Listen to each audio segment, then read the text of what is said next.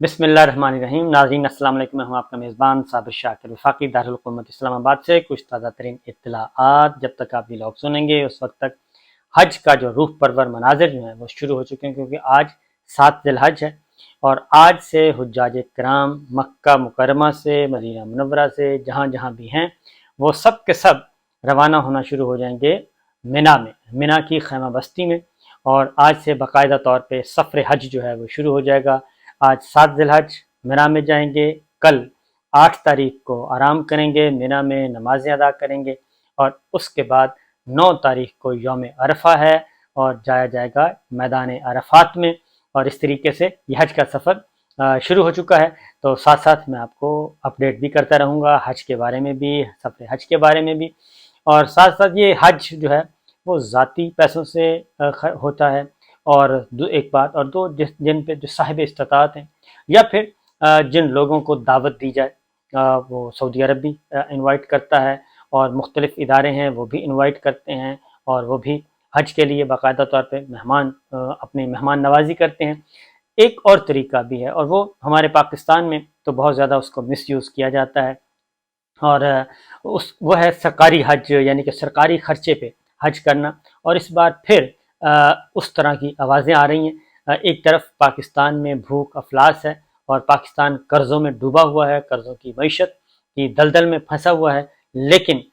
دوسری جانب یہ ہے کہ ایک اسپیشل فلائٹ کا ارینج کیا جا رہا ہے، اور اس اسپیشل فلائٹ پہ باقاعدہ طور پہ سب کو دعوت دی جا رہی ہے کہ آئیں جناب، اسپیشل جہاز ہے، آج روانہ ہوگا، اور اس پہ آ کے بیٹھیں، اور جب تک یہ ولاگ آپ سن رہے ہوں گے پہنچ چکا ہوگا، اس وقت تک وہ جہاز جو ہے وہ روانہ ہو چکا ہوگا۔ اس سے پہلے بھی مرحوم وزیر داخلہ رحمان ملک صاحب کے زمانے میں بھی یہ ہوا تھا، اور یہ بہت بڑا حج سکیم بنا تھا، اس میں بہت بڑے بڑے نامور جرنلسٹ، اینکر پرسن اور بہت سارے لوگ آئے تھے، اور وہ بہت ایف آئی اے تک معاملہ چلا گیا، سپریم کورٹ نے 100 نوٹس لے لیا تھا۔ حامد سعید قاظمی صاحب بھی زیر عتاب آئے، اس وقت کے وفاقی وزیر،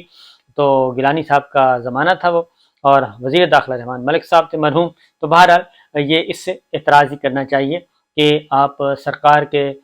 پیسوں پہ آپ حج کریں، تو حج وہی ہوتا ہے جو اپنی صاحب استطاعت جو لوگ ہیں اپنی جیب سے، اپنی پاکٹ سے خرچ کیا جاتا ہے۔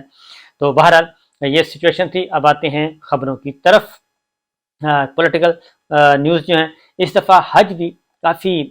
گہما گہمی والا حج ہوگا، کیونکہ شریف فیملی جو ہے وہ بھی پہنچنے والی ہے حج کے لیے، وہ بھی آج ہی پہنچیں گے، اور کیونکہ آج ہی پہنچنا لازم ہے۔ میں نے بتایا کہ کل سے سفر حج شروع ہو چکا ہوگا، مینا خیمہ بستی میں پہنچنا لازمی ہوتا ہے 7 کی رات کو یا پھر 8 کی صبح کو، اس سے زیادہ لیٹ نہیں کر سکتے۔ تو بہرحال آج سے روح پر پرور مناظر آپ دیکھ سکیں۔ اب آتے ہیں سیاسی صورتحال، پاکستان کی سیاسی صورتحال بھی، اس میں اطلاعات یہ ہیں جی کہ دبئی میں آج بیٹھک ہونی ہے، اور نواز شریف صاحب اور زرداری صاحب بھی وہاں پہ پہنچنے کی اطلاعات ہیں۔ زرداری صاحب بھی پہنچیں گے، بلاول بھی پہنچیں گے، اور وہاں پہ معاملات کچھ سیٹ کرنے کی کوشش کی جائے گی۔ اس کی ریزن ہے،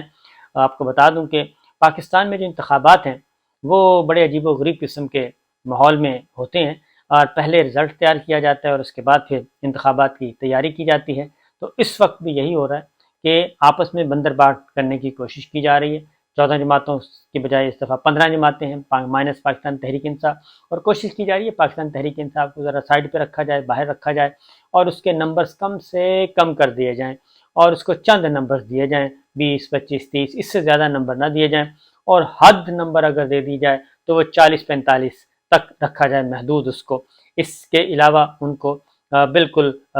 مائنس کر دیا جائے۔ لیکن اس وقت سچویشن یہ ہے، گراؤنڈ ریئلٹی، زمینی حقائق یہ ہیں کہ ووٹ بینک عمران خان کے علاوہ کسی کا بھی نہیں ہے، اور اب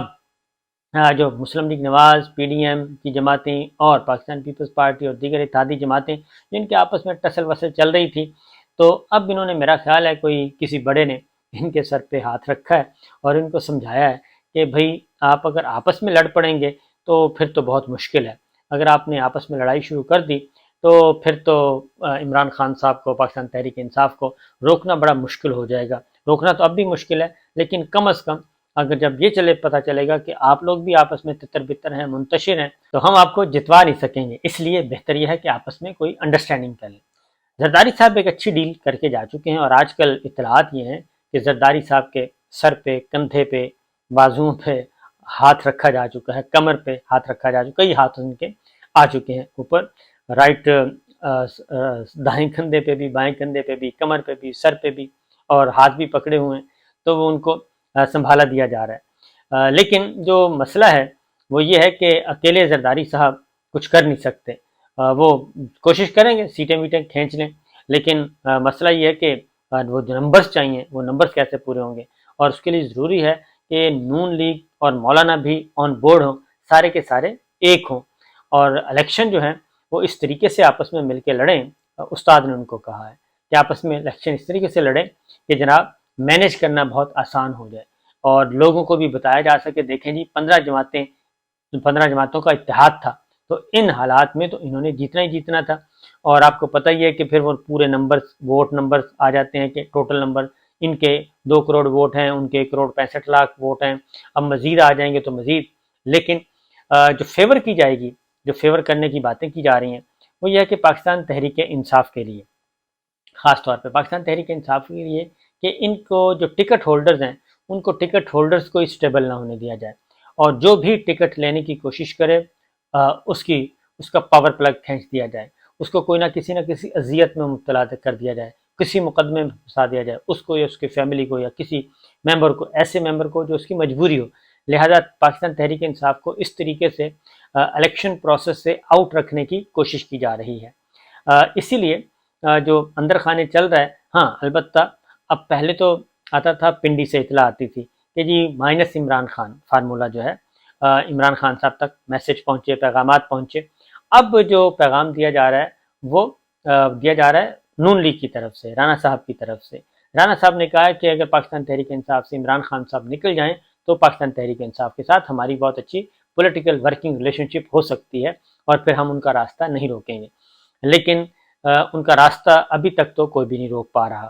عمران خان صاحب وہ کسی بھی حالت میں ہوں، کیونکہ بنیادی طور پہ وہ فیصلہ کر چکے ہیں کہ کوئی بھی بڑی سے بڑی بھی مصیبت وہ جھیلنے کے لیے تیار ہیں۔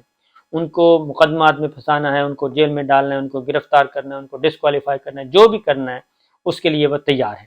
اور لیکن وہ پارٹی بھی نہیں چھوڑیں گے، اور نہ پارٹی چھوڑیں گے، نہ سیاست چھوڑیں گے، نہ پاکستان چھوڑیں گے۔ اس کی ریزن یہ ہے کہ جو وقت ہے نا وہ بہت کم ہے، اور جس الیکشن میں بہت کم وقت رہ گیا، اور اس کم وقت میں عمران خان صاحب کو کسی بھی طریقے سے ڈسکوالیفائی نہیں کیا جا سکتا، اور نہ ہی ان کو کچھ سزا سنائی جا سکتی ہے۔ اس کا صرف ایک ہی واحد راستہ رہ گیا اب کہ ان کو سزا سنانی ہے، پالیٹکس سے باہر نکالنا ہے، تو ایک ہی طریقہ ہے اگلے الیکشن سے باہر نکالنا ہے، تو وہ ہے فوجی عدالتوں سے ان کو سزا دلوا دی جائے۔ اب فوجی عدالتوں والا معاملہ سپریم کورٹ میں چیلنج بھی ہو چکا ہے، اور اس میں چودھری اعتزاز احسن صاحب بہت ہی اہم پوائنٹس اٹھا چکے ہیں، اہم نکات اٹھا چکے ہیں، اور انہوں نے ایک متفرق درخواست نئی داخل کر دی ہے، اور متفرق درخواست میں کچھ اضافی جو چیزیں ہیں، اضافی گراؤنڈز ہیں، وہ بھی ساتھ لگا دی گئی ہیں، اور اب تحریری جواب بھی داخل کروا دیا گیا ہے، کیونکہ وقت کم ہے، مقابلہ سخت ہے، اور عید سے پہلے 2 دن ہیں، منڈے اور ٹیوزڈے، ان 2 دنوں میں یہ سارے کام کرنے ہیں۔ چودھری اعتزاز احسن صاحب، سردار لطیف کوسہ صاحب، سلمان اکرم راجہ صاحب، عزیر بھنڈاری صاحب، فیصل صدیقی صاحب، بھاری بھرکم ٹیم ہے جو کہ اس وقت اس مقدمے کو لے کے آگے بڑھ رہی ہے۔ پیٹیشنر کون ہے؟ چودھری اعتزاز احسن صاحب ہیں، سابق چیف جسٹس جواز خواجہ صاحب ہیں، سول سوسائٹی ہے، اور عمران خان صاحب ہے۔ 2 درخواستیں اور آ چکی ہیں، ان کو بھی طلب کر دیا گیا ہے۔ تو میچ جو ہے وہ ٹائٹ ہے، اسی لیے ایک واحد یہی راستہ تھا جو کہ سمری ٹرائل جسے کو کہتے ہیں، جلدی فوجی عدالت لگائی جائے، اور within a week Imran Khan Sahab کو فارغ کرنا ہے، باقی جتنے بھی لوگوں کو فارغ کرنا ہے وہ آپ فارغ کر دیں۔ تو یہ معاملہ چل رہا ہے، لیکن اس میں سپریم کورٹ آ چکی ہے، رکاوٹ بن چکی ہے، لہٰذا اس رکاوٹ سے پیرالل اب تیاریاں کی جا رہی ہیں۔ نمبر 1۔ نمبر 2، یہ بہت مشکل کام ہے کہ ہماری مسلح افواج جو ہیں یا جی ایچ کیو یہ افورڈ کرے کہ وہ عمران خان صاحب کو نااہل کرنے کا، ان کو جیل میں ڈالنے کا، ان کو سزا دینے کا، وہ سارے کا سارا ملبہ ان کے کندھوں پہ آئے۔ اس کی وجہ ہے کہ پاکستان کے عوام اور فوج کے درمیان جو تلخیاں ہیں، تلخیوں کی ایک تاریخ ہے، اور وہ تاریخ جو ہے وہ پہلے ہی بہت زیادہ تلخ ہے۔ اگر اس میں اضافہ کیا گیا اور ایک ایسے لیڈر کو سزا دی گئی، اور وہ بھی فوجی عدالتوں سے سزا دی گئی، اور وہ بھی کس لیے دی جائے؟ وہ بھی اس لیے دی جائے کہ جو سیاسی مخالفین ہیں، جو فوج کو کبھی بھی انہوں نے اچھے الفاظ میں یاد نہیں کیا، خواہ وہ مسلم لیگ نواز ہے یا پیپلز پارٹی ہے یا مولانا ہے، ان کو اقتدار میں لانے کے لیے فوج کے کندھے استعمال کیے جائیں، اور فوج کے کندھے استعمال ہوں، فوج اپنا دامن داغدار کرے اور ان کی اور اپنے پولیٹیکل یہ لوگوں کی خوشنودی کے لیے ایک بہت بڑی سیاسی جماعت کو ڈسکوالیفائی کرے یا اس کے لیڈر کو ڈسکوالیفائی کرے۔ یہ اکیلے عمران خان کا مسئلہ نہیں ہے، بلکہ یہ ہے کروڑوں پاکستان کے کروڑوں عوام کا مسئلہ ہے، کیونکہ 70% لوگ اس وقت پاکستان کے ساتھ ہیں۔ تو کروڑوں پاکستان کے عوام کو ناراض کرنا کیا فوج لے سکتی ہے؟ فوج ابھی بھی یہ چاہتی ہے۔ اس کی وجہ کہ یا تو ایک بات ہے کہ عمران خان صاحب یا تو اپنے فوج کے ساتھ معاملات ٹھیک کر لیں اور آرمی چیف کے ساتھ معاملہ ٹھیک کر لیں اور اپنی جو تلخیاں ہیں، کشیدگیاں ہیں، ان کو ریموو کریں۔ یہ تو ایک بہت ہی اچھا طریقہ ہوگا، ایک اچھا راستہ ہے، اور عمران خان صاحب اس کے لیے کوشش بھی کر رہے ہیں اور مسلسل کر رہے ہیں، اور اب ان کو یہ ایج حاصل ہے کہ جیسے جیسے وہ بات کرتے ہیں تو لوگ یہ سمجھتے ہیں کہ یار عمران خان کی طرف سے تو کوئی ایشو نہیں ہے، ایشو دوسری طرف سے ہے۔ تو میرا خیال ہے کہ جی ایچ کیو کو بھی سوچنا چاہیے کہ وہ اس حد تک وہ بات کرنا چاہتے ہیں تو وہ اس پولیٹیکل جو کھیل ہے اس میں اس حد تک فوج کو انوالو نہیں ہونا چاہیے کہ وہ عمران خان صاحب کو یا پاکستان تحریک انصاف کو بالکل اٹھا کے باہر پھینک دیں اور ذوالفقار علی بھٹو کی پھانسی کی طرح ایک اور جو داغ ہے وہ ان کے دامن پہ لگے، اور کئی دہائیوں تک یہ ان کے دامن پہ یہ داغ پھر جو لگ جائے گا وہ دھلتا نہیں ہے۔ ذوالفقار علی بھٹو صاحب کی جو پھانسی ہے سزائے موت ہے، اور وہ بھی ایک جھوٹے مقدمے میں، وہ آج تک جنرل ضیاء صاحب کو یا ان ججز کو معاف نہیں کر سکی، اور تاریخ میں وہ زندہ ہیں، اور تاریخ جب بھی لکھی جاتی ہے تو پتہ چلتا ہے کہ بھٹو صاحب کے ساتھ زیادتی کی گئی تھی۔ اس لیے انہوں نے کہا تھا کہ میں جو طبعی موت مرنا چاہوں گا لیکن تاریخ کے ہاتھوں میں مرنا نہیں چاہوں گا، اس لیے انہوں نے کوئی کمپرومائز نہیں کیا تھا۔ تو یہی کام ذوالفقار علی بھٹو صاحب کی طرح عمران خان صاحب نے وہ بھی کہہ رہے ہیں کہ میں تیار ہوں، جو بھی کرنا ہے کر لیں۔ اسی لیے